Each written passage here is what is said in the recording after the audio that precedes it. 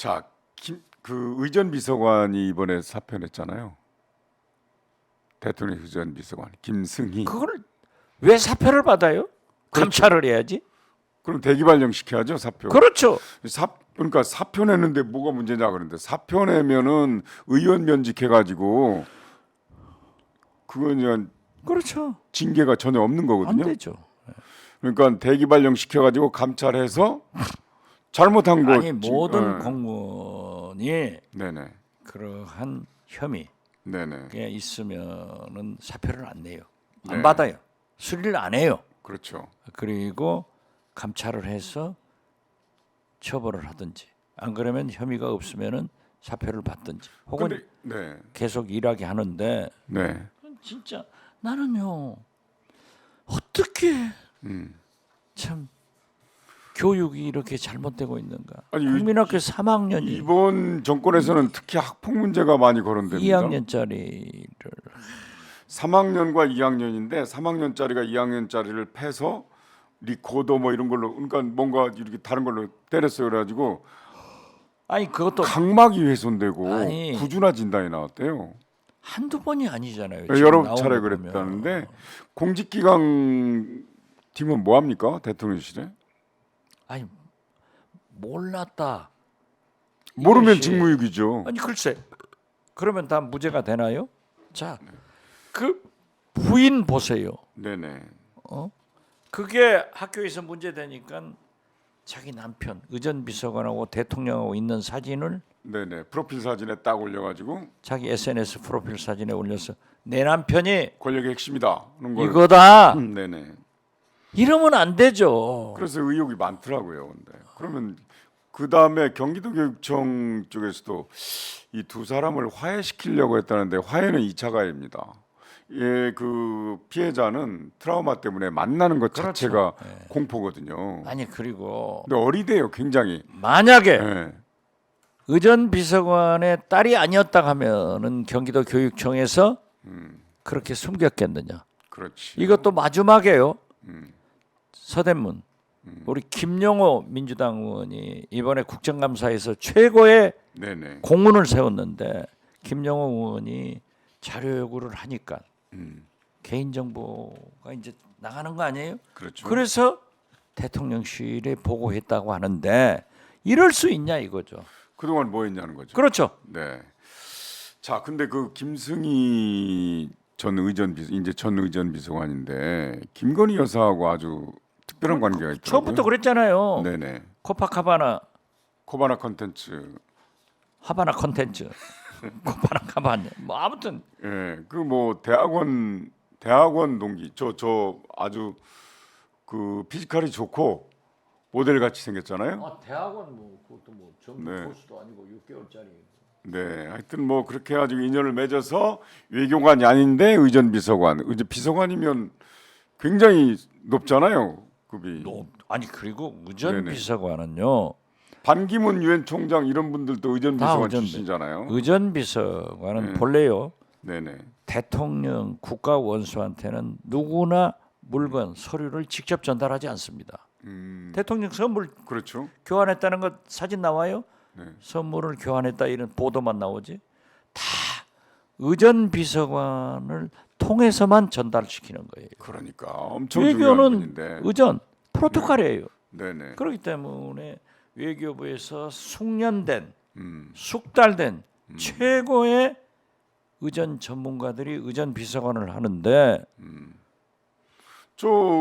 그러니까 예. 김건희 대통령 윤석열 영부남 이런 얘기가 나오는 거예요. 권력서열 1위 윤석열 2위 저 미국 방문하기 일위. 전에 외교관 출신 의전 비서관 1위 권력서열 1위가 누구예요? 저는 잘 모르는데 시장님 아시더라고요. 그렇죠. 나만 고소 당하라 이거죠. 아니 그런 말씀 안 드렸습니다. 다시 한번 할게요. 권력서열 1위 김건희, 2위 윤석열. 적어놓을게요. 그럼. 다시는 묻지 마세요. 이제 먼저 얘기하세요. 아니 저러면 안 된다 이거죠. 그러니까 저 인사가 망사예요. YTN이 공영방송이잖아요. 민간에게 아니 신문사들이 모두 개인 신문사니까 다 공정보도 하나요? 개인으로 넘어갑니다. 민영화 하면은 다 공정보도 민영화 하나요? 더 약점이 있으면 근데 그 유진그룹이라는 데서 지분을 많이 대주주가 되는 거죠. 그런데 그분이 과거에 뭐 사건도 있더라. 검사에다가 뇌물 바치다가 뭐 형사처벌도 받기도 하고 레미콘 노동자 탄압도 하고 하는 그런 맞성이 있던 그 기업에 넘어간다고 하는데 지분이 팔렸으니까 넘어가겠죠. 해야죠. 그렇게 민영화 시켜서 뭐 하려고 그러죠? 투자 많이 하겠죠. 자, 이렇게 언론 장악은 하나씩 이루어집니다. KBS는 이미 낙하산에 갔잖아요. 박민 씨. 아직 임명은 안 됐죠. 청문회. 이미 전임자가 이미 나갔어요. 그 그렇죠. 자리를 차지하고 있죠. 그다음에 방송통신심의위원회라는 게 정말 그 방송통신은 저승사자입니다. 잘못한 걸 딱 거기가 잡아주고 훨씬 세요. 방통위원회. 그렇죠. 예. 그분이 류희림 씨인데 그분이요. 네. 잘 아시잖아요. 한국경제 기자로 네. 청와대 출입 기자였습니다. KBS에 저하고 잘 있었고 알아요. YTN도 있었고 다 있었습니다. 그다음에 박노황 옛날 연합뉴스 연합뉴스 사장이 사장. 지금 TBS 이사장으로 가 있습니다. 예. 자, 이렇게 박민 KBS 박노왕 사장. 연합뉴스 사장이요. 네네. 제가 천성관 검찰총장 후보자 낙마시킬 때 연합 사장이었어요. 아, 그래요? 그래도 저한테 말을 못 하더라고요. 아, 근데 저는 뭐 이제 그분들은 알긴 알지만 뭐 개인적으로 이렇게 뭐 친분이 있거나 그러진 않습니다. 근데 이 세 분이 박민 KBS 사장 문화일보 출신이죠. 류희림 아까 이제 KBS YTN 뭐 한국경제 다 거쳤고 그다음에 박노황 연합뉴스 출신의 TBS 현재 이사장 이 세 분의 공통점 법조. 대법조 언론인 클럽 회장 출신입니다. 세 분이. 그럼 법조인들 누구하고 가까워져요? 아니 가까운 사람 시켰더라도 저는 제대로 했으면 좋겠다 이거죠. 예. 근데 이 전부 다 있는 그 기왕에 지금 잘하고 계시는 분들 쫓아내고 들어갔어요. 류일임 이사장은 정현주 사장. 정현주 저 이사장 위원장 자리 계시는 데 그랬고 박민 KBS 사장도 김희철 KBS 사장 있는데 들어갔고 TBS 이사장 참 그렇습니다. 언론마저도 네. 이렇게 탄압을 해서 해나가면 되겠냐 이거죠. 이미 박지원이 뭐라고 네. 모든 출연하시게? 지성파 방송 고정 출연하던 거 다 자르고 예. 아니 종편에서도 다 자르고 그 그래도 MBC는 세 개 하는데 예. 그대로 살려놨어요. MBC가 분위기가 다르다면서요. 거기는 그 경비 아저씨들도 빠릿빠릿해. 기자가 살아 있어. 네. 그러니까 야 나는 참 웃기는 게 사법부에서도 박문진 이사장은 기각시켜 버리더라고요. 아니 잘못한 게 없으니까. 글쎄 그렇죠. 말이에요. 네, 잘못한 게 없으니까 떳떳하니까. 자, 그런데 이걸 이제 전직 국정원장님과 관계된 얘기일 수도 있습니다. 아니 국정원에서 왜 선거관리위원회 시스템에 알 수 없는 파일을 15개나 심어놨어요. 최소 15개. 그건 내가 자세히 모르겠는데 네. 국정원에서는 해킹을 방지하기 위해서 기사 네네. 인터넷 진흥원하고 함께 보안 점검하죠. 보안 점검을 합니다. 다 하죠. 예. 그게 아니고 음. 국정원에서 선관위에 심어놨다고 하면은 그것은 국정원법 위반이에요. 아니 보안 점검하고 다 철수하고 다 빼가야죠. 그렇죠. 근데 왜 남겨놔가지고 선거관리위원회에 들키냐고요. 저는 제대로 하지도 못하면서. 국정원 그런 짓 하지 않을 건데 만약에 그런 짓 했다 하면은 아니, 국정원법이 살아있기 때문에 처벌받아요. 이번 국회 행안위에서 국감에서 드러났어요. 근데 제 개혁된 국정원 저는 존경하고 사랑하고 네. 우리 국정원 직원들을 진짜 애국심을 가지고 헌신적으로 일하기 때문에 참 존경하고 사랑하는데 네. 그러한 일을 했다? 저는 믿지 않아요. 믿기지 않아요. 제가 어떻게 됐든 네. 그러한 일이 있었다고 하면은 국정원법 위반이 되기 때문에 또 한 번 국정원의 검찰에 사법부의 휘둘름을 당한다. 그래서 만약 네. 그런 일이 있었다고 하면은 빨리 하지 마라. 네. 제가 더 전직 원장으로서 그렇게밖에 말 못하겠네요. 그러니까 제가 저 심층적으로 질문을 하고 싶은데 실장님의 입장을 생각해서 참습니다, 제가. 참으세요. 하나, 어떻게? 그럼 하나만. 예. 이건 재밌는 질문입니다.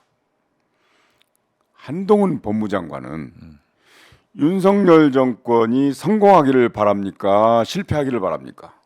뭐 그런 얘기가 있더라고요. 그런데 성공하기 바라겠죠. 사람인데. 자, 그러면 사람인데 한동훈 장관은 윤석열 정부의 성공을 바란다 이렇게 말씀하셨어요. 그렇죠. 그런데 한동훈 장관 하는 짓은 거기에 의문을 품게 만들어요. 그러니까 오만한 거예요. 겸손해야 되는데 이 권력이 영원하리라고 생각하는데 그게 네. 아니죠. 그렇기 때문에 인사 검증이나 검찰의 수사나 네. 이런 표적 수사, 야당 탄압 이게 이제 극단적으로 가고 있기 때문에 결국 윤석열 정권은 국정을 모두 수사로 하고 있기 때문에 만약 실패하면은 그 책임이 한동훈한테 간다.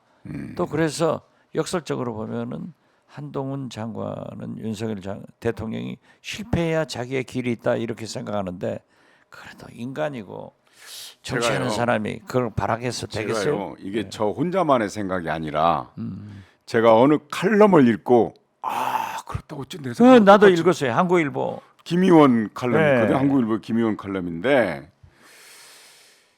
한동훈 장관이 윤석열의 성공을 바란다면 인사검증도 제대로 했어야 된다. 그 인사검증을 제대로 해서 그걸 대통령실에 올려야 대통령께서 장관을 떳떳하게 당당하게 내놓을 수 있지 않겠느냐 이런 논의예요. 그런데 한동훈 장관이 국회에서 그렇게 얘기를 합니다. 답변을 물어보니 왜 인사검증을 영토를 했냐 그렇게 하니까 기계적으로 검증한 자료를 넘긴다. 판단을 하지 않고 기계적으로 검증한 자료만 넘긴다는 거예요. 벌써 뭐 AI 시대니까 이미 넘어갔네.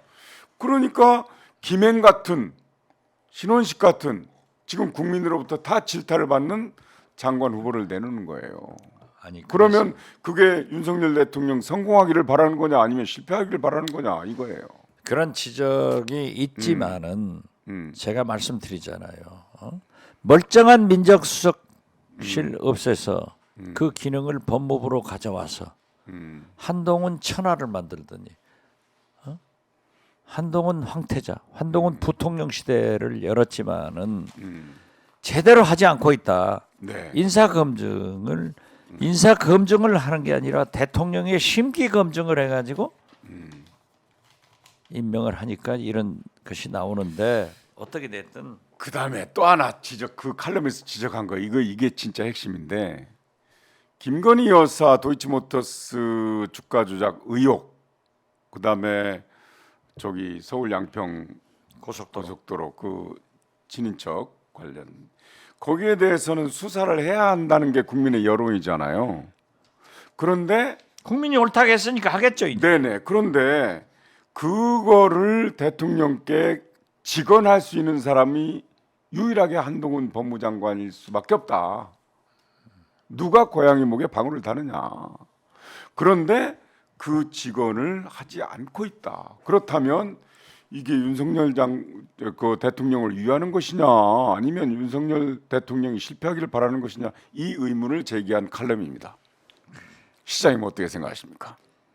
역설적으로 하라는 건데 이제 모든 것이 네. 국정을 수사하듯 한다니까. 수사만 하는 거예요. 아니 다른 데는 하잖아요. 다른 데는 엄청 그런데 파고들잖아요. 그 수사가 조국 이재명 선택적으로 적용되고 있다 이거죠. 정도껏이야죠. 그렇죠. 법률이라 하면 법은 이렇게 칼이고 율은 저울입니다. 균형을 맞게 해야 돼. 균형을 균형을 아니 정의의 여신 디케가 눈을 감고 있는데 한쪽에는 저울을 들고 천칭 있잖아요. 한쪽에는 칼을 들고 있어요. 균형을 맞게 하는 거예요. 법률이. 자, 이거 끝내죠. 그만합시다. 제가 네, 알겠습니다. 좀 떨려요. 무서워요. 예, 자 그러면 제가 예, 일주일 내에 네, 이렇게 하고 가면요. 네, 해남만도 진도 가면 잘했다 하는 사람도 있지만은 그러다 잡혀가면 출마 못합니다 하는 사람도 있어요. 아니 검증된 얘기만 했잖아요. 아니 그러니까 말은 해놓고도 떨리는데 제가 말씀드리는 것은 민주당 국회의원들이 왜 네, 침묵을 좋아하느냐, 뭐가 무서워서 못하느냐 이거죠. 오늘이 무슨 날이죠? 12구. 네, 그렇습니다. 1979년 10월 26일 고 박정희 대통령께서 11구. 예. 김재규 국 당시에 안기 부장한테 암살을 당한 날입니다. 네. 그래서 오늘 아마 저기 뭐야 인요한 그 혁신위원장도 참배 그 추모를 현충원에 가신 모양이더라고요. 자, 그런가 하면 여러분 10월 29일 이태원 참사 희생자들의 안식을 비는 날입니다. 그날 아마도 유가족분들뿐만 아니라 많은 시민들이 참석하는 추모제가 열릴 것 같습니다. 안식을 빌고 또 그 유가족뿐만 아니라 생존했다는 이유로 그 트라우마로 지난 1년간 엄청나게 고생들 많이 하는 생존자 분들도 계십니다. 그분들에게 좀 위로의 마음을 좀 전했으면 좋겠습니다. 죄송하다는 말씀밖에 없고 그 유명을 달리한 159명의 명복을 다시 한번 빕니다. 그렇지만은 이것은 절대 그대로 넘어갈 수 없다. 네, 그렇기 때문에 우리 정치권에서 유가족들과 국민과 함께 규명하겠다 하는 각오를 말씀드립니다. 네, 네. 내년에 국회의원 되셔가지고요, 꼭 하십시오. 제가 되나요? 뭐 저는 지지한다거나 뭐 그러진 않습니다. 아니 그런데 뭐 투표권도 없고. 아니 호감도 네네. 이재명 대표가 이 진보 지층에서 대통령 깝니다 하는 게 네. 72%가 나왔더라고요. 네. 2등으로 이제 이낙연 뭐 7%인가 뭐 10% 되나. 저는 참 기분 나쁜 게 안 나왔어요? 제 호감도가 52%밖에 안 나왔어. 왜 이재명은 72%고 박지원은 52%냐 이거. 현역 의원이 16% 나왔어요. 지금 자랑하시는 거죠, 엄청나게. 아니요, 자랑도 자랑이지만은 이재명 저도 79%가 나오도록 노력합니다. 네, 알겠습니다. 다음 주 시간에 다시 뵙겠습니다. 열심히 하고 돌아오십시오. 예, 가서 뛰겠습니다. 저는 월요일부터 목요일까지는 방송 강연을 하고 목요일 날 밤에 내려가서 해남안도 진도 금토일 두더지 네네. 열심히 합니다.